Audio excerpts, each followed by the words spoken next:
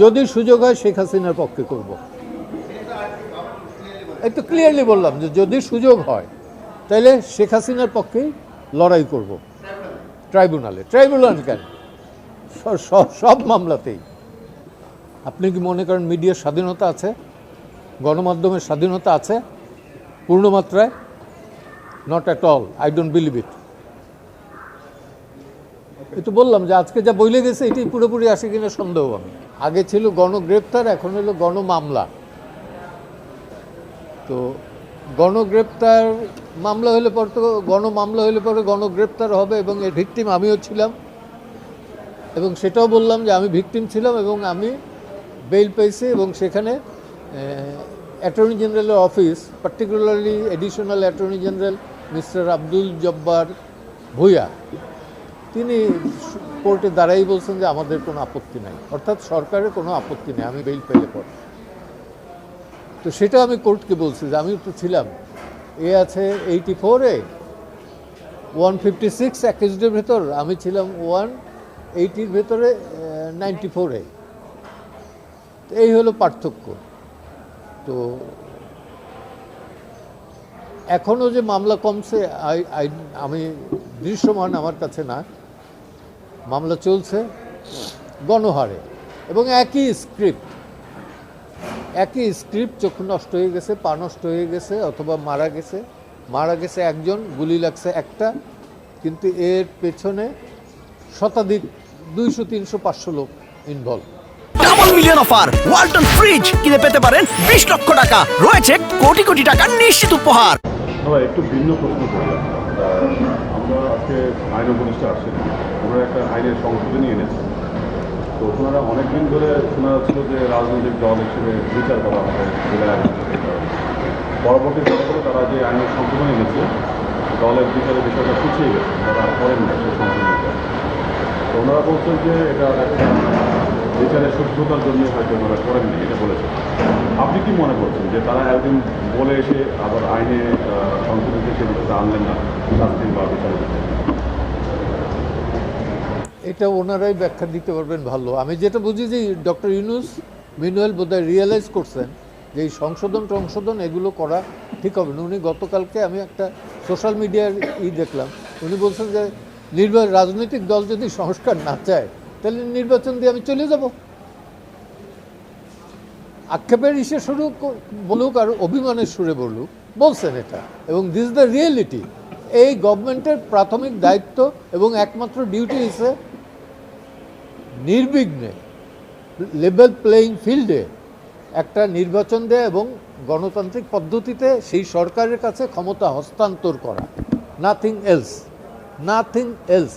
এই সরকারের কোনো দায়িত্ব এবং কি বলবো যে রেসপন্সিবিলিটি নাই, লায়াবিলিটিস আছে অনেক। স্যার, আরেকটি বিষয় দেখা যাচ্ছে যে জুলাই আগস্টের বিচার তো ট্রাইব্যুনালেও চলছে, এবং সারা দেশের বিভিন্ন আদালতে, থানাতেও মামলা হয়েছে। এখন এখানেও বিচার চলছে, আবার সারা দেশের আদালতগুলোতেও মামলা হয়েছে। এখানে ডাবল জেপার্ডি হয়ে যাচ্ছে কিনা? কোথাও হচ্ছে বোধ হয়, এবং হইলে পরে আমাদের নলেজে আসলে পরে সেটা আমরা আবার কোর্টের আদালতের আনবো। হচ্ছে, কারণ এত গণহারে হচ্ছে যেটা অকল্পনীয়। এবং আমার মনে হয় যে বাংলাদেশ স্বাধীনতা যুদ্ধের পরে এবারই সর্বপ্রথম এই গণহারে মামলা হচ্ছে।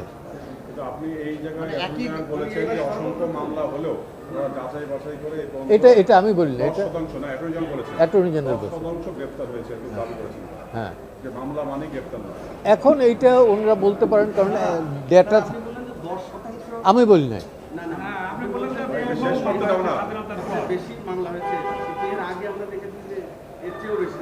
তাই নাকি? আমার জানা ছিল না। পরিসংখ্যান যদি তাই বলে 16 বছরে যদি হয়, আর এইখানে 3 মাসের, সেইটা কি সেম? ওই পরিসংখ্যানে আনেন।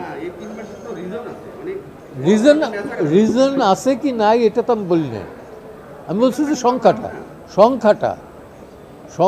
16 বছরে যা হয়েছে 3 মাসে তুলনামূলকভাবে বেশি হয়েছে।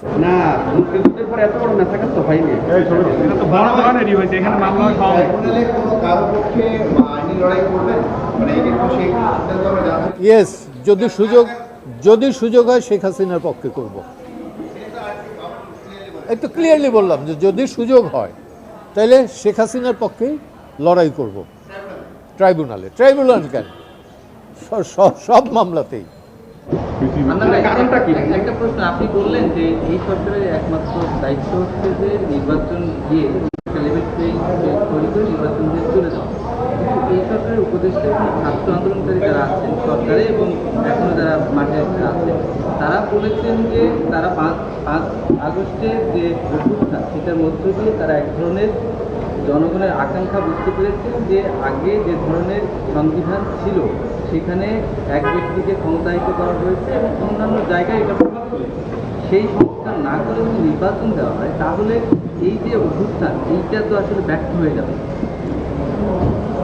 ব্যর্থ কখন হয়ে যায় না? আপনি কি মনে করেন মিডিয়ার স্বাধীনতা আছে, গণমাধ্যমের স্বাধীনতা আছে পূর্ণমাত্রায়? Not at all, I don't believe it. একটু বললাম যে আজকে যা বইলে গেছে এটি পুরোপুরি আসে কিনা সন্দেহ আমি, তারপরেও এরা রিকোয়েস্ট করছে দেখে আমি আসলাম। হ্যাঁ, এবং আমি চাই না যে আপনারা বিপদে পড়েন।